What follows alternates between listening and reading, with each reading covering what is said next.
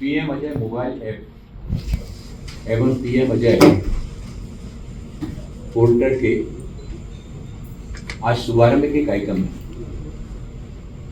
हमारे बीच में उपस्थित हमारे सामाजिक न्याय अधिकारिता मंत्रालय में हमारे साथी राज्य मंत्री सम्मानीय DL वर्मा जी, विभाग के हमारे सचिव महोदय जी श्री सुधांशु पंत जी, हमारे विभाग के सभी उपस्थित अधिकारीगण, राज्यों से विभिन्न राज्यों से जुड़े हुए विभागों के हमारे वहाँ के अधिकारीगण, आप सभी की गरिमामय उपस्थिति में पीएम अजय ऐप और पीएम अजय पोर्टल का शुभारंभ यहाँ पर किया गया। सामाजिक न्याय अधिकारिता मंत्रालय देश के प्रधानमंत्री आदरणीय नरेंद्र मोदी जी का जो विजन है, उस विजन के अनुरूप अनुसूचित जाति वर्ग के बंधुओं के, बहनों के, उनके सामाजिक, आर्थिक, शैक्षणिक विकास के लिए, उनके कौशल विकास के लिए अपनी विभिन्न योजनाओं के माध्यम से लगातार इस दिशा में बहुत सारी न केवल योजनाओं को चलाने का काम कर रहे हैं, बल्कि हमारा जो समाज का सबसे अंतिम पंक्ति के अंतिम छोर पर रहने वाला जो हमारा व्यक्ति है, जो हमारी बहन है, हमारे समाज के जो बच्चे हैं, उन बच्चों को विकास की दौड़ में कैसे उनको बराबरी पर लेकर आना है, मुख्य धारा में कैसे उसको जोड़ना है,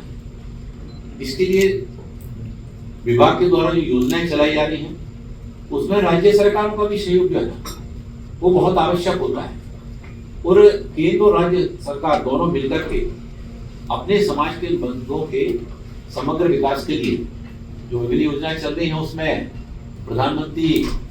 अनुसूचित जाति अभ्युदय योजना, पीएम अजय योजना, जिसमें प्रधानमंत्री आदर्श ग्राम योजना, अनुदान सहायता और छात्रावास योजना, इन योजनाओं को एकीकरण करके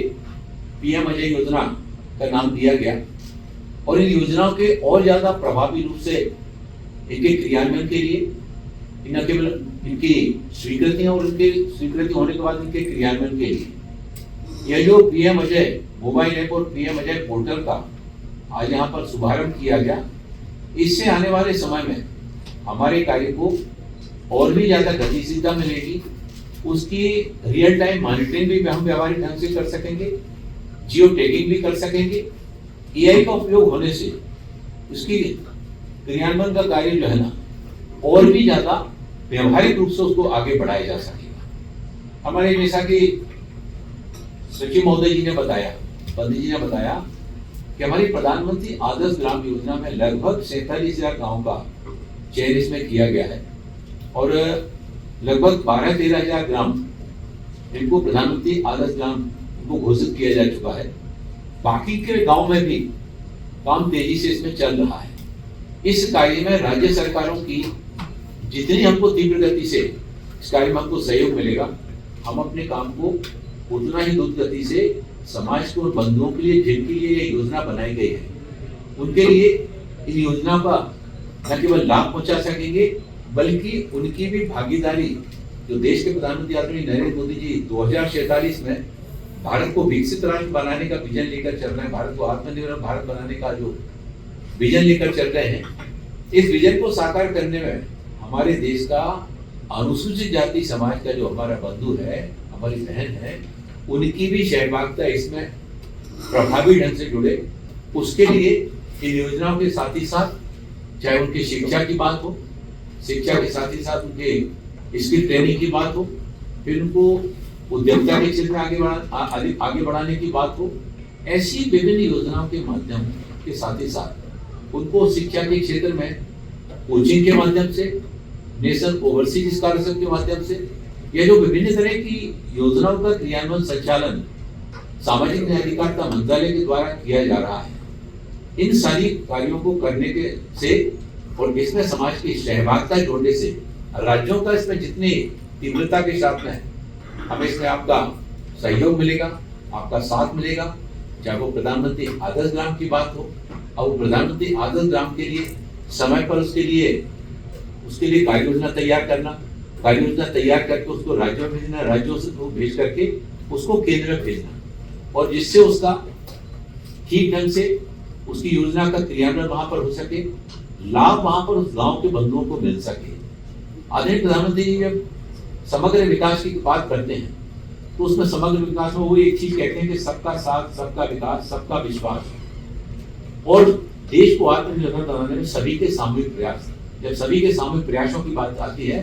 तो उसमें देश के अनुसूचित जाति समाज की भी, उनके भी सहयोग की बात आती है, उनकी सहभागिता की भी बात आती है। और इस सारे कार्य को करने में आज जो पीएम अजय मोबाइल ऐप और पीएम अजय पोर्टल का जो शुभारंभ किया गया, इन दोनों पर टेक्नोलॉजी का उपयोग हमारे काम को बहुत ज्यादा प्रैक्टिकली बनाएगा, बहुत ज्यादा व्यवहारिक बनाएगा और इससे हमारे काम का द्रुत गति से समाज तक पहुंचने में, हमारी योजनाओं का लाभ तीव्र गति से समाज को बंधुओं तक पहुंचने में भी इसका लाभ मिलेगा। मैं राज्यों से यह अपेक्षा करना चाहता हूं कि समय पर हमारी प्रधानमंत्री आदर्श ग्राम की योजनाएं बनाकर प्रपोजल यहां पर बनाकर भेजें। फिर इसी तरह से अनुसूचित जाति वर्ग के आर्थिक सशक्तिकरण के लिए, उनके अनुदान सहायता के लिए उनके प्रपोजल बनाकर भेजें। फिर छात्रावास योजना का, उसका भी ऐसे कौन से क्षेत्र हैं जहां पर कि हमारे समाज के वर्ग के बच्चों की लिए संख्या बढ़ी है और वहां पर अभी छात्रावास योजना का लाभ वहां के विद्यार्थियों को मिल ही नहीं पाया, तो ऐसे क्षेत्रों को भी चिन्हित करने का काम। और उसमें विशेष रूप से जो हमारे एस्पिरेशनल डिस्ट्रिक्ट हैं, हमारे एस्पिरेशनल डिस्ट्रिक्ट, हमारे एस्पिरेशनल ब्लॉक, जो लगभग 112 एस्पिरेशनल डिस्ट्रिक्ट हैं और 500 ब्लॉक का चयन किया गया है। ऐसे स्थानों को विशेष रूप से प्रायोरिटी देते हुए वहां के अनुसूचित जाति वर्ग के हमारे विद्यार्थियों को, वहां के हमारे बंधुओं को, वहां के हमारी बहनों को हम कैसे सामाजिक न्याय अधिकारिता मंत्रालय की योजनाओं का लाभ उन तक पहुंचा सकते हैं। तो आप जितना आने वाले समय में इस प्रधानमंत्री अजय मोबाइल ऐप का, प्रधानमंत्री अजय पोर्टल का उपयोग करेंगे, वो काम हमारे काम को बहुत सरल भी बनाएगा, व्यवहारिक भी बनाएगा और वो उन बंधुओं तक योजना को लाभ भी, उनको तीव्र गति से उनको लाभ भी पहुंचाएगा। आज जिन गांवों का प्रधानमंत्री आदर्श ग्राम योजना में चयन हुआ, उनमें से जो गांव प्रधानमंत्री आदर्श ग्राम योजना में जहां पर घोषित हो चुके हैं, बाकी गांव को प्रधानमंत्री आदर्श ग्राम घोषित करने के लिए जो उसके लिए क्राइटेरिया बनाया गया है, उसमें सामाजिक न्याय अधिकारिता मंत्रालय नोडल मंत्रालय है, लेकिन हमें बाकी मंत्रालयों का भी उसमें गैप फिलिंग का काम करते हुए, बाकी मंत्रालयों की योजनाओं को भी जोड़ते हुए, अपने काम को आगे बढ़ाते हुए और उसमें केंद्र सरकार के साथ साथ राज्य सरकारों की भी भूमिका को उसमें जोड़ते हुए हम एक समय सीमा निर्धारित करें कि हमारे राज्य के इतने, हमारे जिलों में इतने प्रधानमंत्री आदर्श ग्राम योजना में इन गाँव का चयन हुआ है, उसमें से इतने एस्पिरेशनल डिस्ट्रिक्ट के हैं, इतने ब्लॉकों के हैं, और उसको हम अपने एक लक्ष्य तय करके इस सीमा में हमको उनको हमें प्रधानमंत्री आदर्श गांव घोषित करने के लिए एक समय सीमा निर्धारित करके हमें केंद्र सरकार की और राज्य सरकार की योजनाओं का लाभ उन तक पहुंचाना है। और जब हम लाभ पहुंचाते हैं तो लाभ पहुंचाने में कार्यों का निर्धारण भी इस तरह से करें जो जनहितैषी हो, जन उपयोगी हो। ज्यादातर नहीं तो मैंने पिछले कार्यकाल में मैंने देखा कि कई स्थानों पर जब प्रधानमंत्री आदर्श ग्राम योजना के अंतर्गत काम करने के लिए कार्यों का जब चयन किया तो केवल 2 कार्यों को ही प्राथमिकता दी अधिकतर ग्रामों में। चाहे एक तो बड़ी मात्रा में राशि को जो है ना सीसी रोड में उसमें खर्च करने में कर दिया, या फिर नाली निर्माण करने में। तो प्रधानमंत्री आदर्श ग्राम केवल सीसी रोड अकेला बनाने के लिए नहीं, या केवल नाली निर्माण के लिए नहीं, वहां पर जो है ना उस बस्ती के हमारे जो बंधु हैं, उन बंधुओं के विकास के लिए अगर वहां पर हमारे बच्चे हैं, प्रधानमंत्री आदर्श ग्राम योजना में हमने जो गांव हमने चयन किया, वहां पढ़ने वाले जो बच्चे हैं हमारे, और बच्चे जहां पर पढ़ने जाते हैं वो विद्यालय के चारों तरफ बाउंड्री वाल नहीं है, और बाउंड्री वाल नहीं होने के कारण उस गांव के जानवर वहां जाकर स्कूल में परिसर में बैठ जाते हैं, वहां पर गंदगी कर देते हैं। तो आवश्यकता क्या है? आवश्यकता सीसी रोड से पहले वहां पर उस स्कूल को संरक्षित करने की, सुरक्षित करने की, जिससे भी बच्चे भी सुरक्षित रहें और वो कैंपस भी सुरक्षित रहे। वहां पर अगर पेयजल की सुविधा नहीं है तो वहां पर पेयजल की सुविधा वहां पर होना चाहिए। वहां बच्चे पढ़ने जाते हैं लेकिन वहां पर बाथरूम नहीं है तो बच्चे तो कहीं भी चले जाते हैं, लेकिन बेटियों को बड़ी सुविधा होती है। तो हम इस तरह की जो हमारी बुनियादी आवश्यकता है, उन बुनियादी आवश्यकताओं को आवश्यकता अनुभव करती है। फिर उस बस्ती में मान लीजिए कि हमारे अनुसूचित जाति वर्ग के बंधुओं के लिए सार्वजनिक कार्यक्रम करने के लिए कोई वहां पर शेड नहीं है, कोई उनके पास एक ऐसा कमरा नहीं है, हाल नहीं है कि जो वो शादी विवाह सगाई लघु फलदान या गम, उनके घर में कोई दुख का समय आ गया, 4 रिश्तेदार आ गए, गांव के लोग इकट्ठे हो गए, बारिश का समय है, पानी गिर रहा है, तो कहाँ बिठा लें। तो एक अगर शेड भी होगा उस बस्ती में, ऐसी बस्ती के बीच में शेड का निर्माण कार्य के बारे में भी हम कार्य योजना में बनाएंगे, तो वो हमारे अनुसूचित जाति वर्ग के बंधुओं के लिए वो उपयोगी होगा, व्यवहारिक दृष्टि से उपयोगी होगा, और अपने इस तरह के सामाजिक पारिवारिक कामों को करने के साथ ही साथ वो सामाजिक काम भी कर सकेंगे, धार्मिक कार्यों को भी वहां पर कर सकेंगे। वहां पर दुर्गा माता जी की पूजन होना है या गणेश जी भगवान का पूजन होना है या और इस तरह के जो आयोजन होना है, तो वो उस स्थान पर उसका उपयोग कर सकेंगे। उनकी बस्ती के पास में कोई तालाब है, लेकिन तालाब में वहां पर घाट नहीं है, और कई बार इस तरह की बारिश के समय घटनाएं सुनने में आती हैं कि बच्चे वहां पर कूदे, एक बच्चा कूदा, उसको बचाने के लिए दूसरा गया, तो पहला भी चला गया, दूसरा भी चला गया। तो वहां पर बच्चों के लिए, हमारी माताओं बहनों के लिए उस तालाब या नदी पर जो है ना घाट निर्माण का कार्य करते हैं, वो उनके लिए उपयोगी होगा। फिर इसी तरह से वहां पर शमशान घाट नहीं है उस बस्ती के लिए। कई बार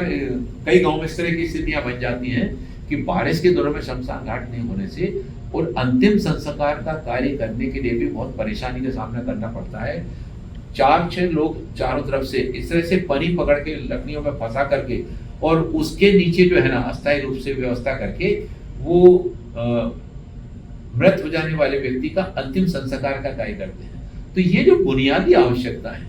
इन ऐसी बुनियादी आवश्यकताओं को ध्यान में रख करके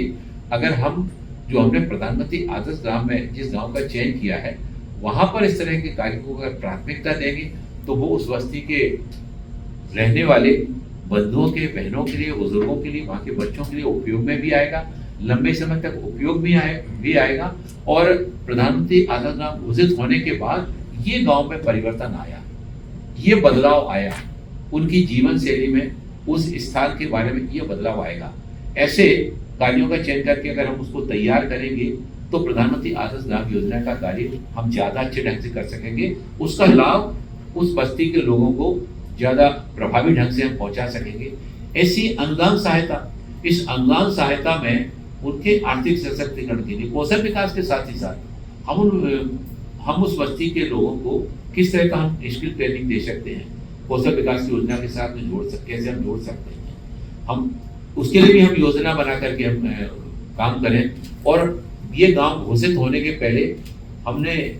ये जब प्रधानमंत्री आदर्श ग्राम घोषित नहीं हुआ था, तब कितने लोग आर्थिक रूप से सशक्त थे, और हमारे घोषित होने के बाद हमने कौशल विकास योजना से जुड़कर उनको ग्रांटेड दिला करके उनकी पारिवारिक आय में वृद्धि करने के बाद उस परिवार की सामाजिक आर्थिक स्थिति में क्या बदलाव आया। फिर उस बस्ती के बच्चे जहाँ पर पढ़ते हैं और वहाँ पर छात्रावास नहीं है, और छात्रावास नहीं होने के कारण वो पढ़ाई में जो है ना पीछे रह जा रहे हैं, या गैप जो है ना गैप बढ़ रहा है, ड्रॉपिंग आउट का परसेंटेज बढ़ रहा है। तो ड्रॉपिंग आउट का परसेंटेज कम करने के लिए उनको छात्रावास की सुविधा का लाभ मिले, जिससे छात्रावास में रह करके हमारे अनुसूचित जाति वर्ग के हमारे बच्चों पढ़ सकें, बेटियां पढ़ सकें, और शिक्षा जीवन में आगे बढ़ने का सबसे सशक्त माध्यम होता है। तो हम आदरणीय प्रधानमंत्री जी के विजन के अनुरूप प्रधानमंत्री अनुसूचित जाति अभ्युदय योजना पीएम अजय योजना है, पीएम अजय योजना का लाभ देने के लिए आज जो पीएम अजय मोबाइल ऐप और पीएम अजय पोर्टल का आप सभी की गरिमा उपस्थिति में आज जो शुभारंभ किया गया, लॉन्च किया गया, इसको हम कैसे डिजिटलाइजेशन की तरफ हमको आगे बढ़ना है, और इन्हें योजनाओं के क्रियान्वयन में उस समाज की भागीदारी भी जोड़ना है कि कैसे योजनाओं को स्वीकृति के लिए भेजा जाता है, स्वीकृति होने के बाद उनका क्रियान्वयन में कैसे परिवर्तन आता है, बदलाव आता है, ये उस बस्ती के, उस गांव के लोगों को भी बताना, ताकि हमारे गांव भी आदर्श बने, हमारे गांव भी, और उस गांव में रहने वाले जो हमारे अनुसूचित जाति वर्ग के हमारे बंधु बहने हैं, उनके जीवन में भी बदलाव आए। और मुझे पूरा विश्वास है, आज ये 2 मोबाइल ऐप और अजय पोर्टल का जो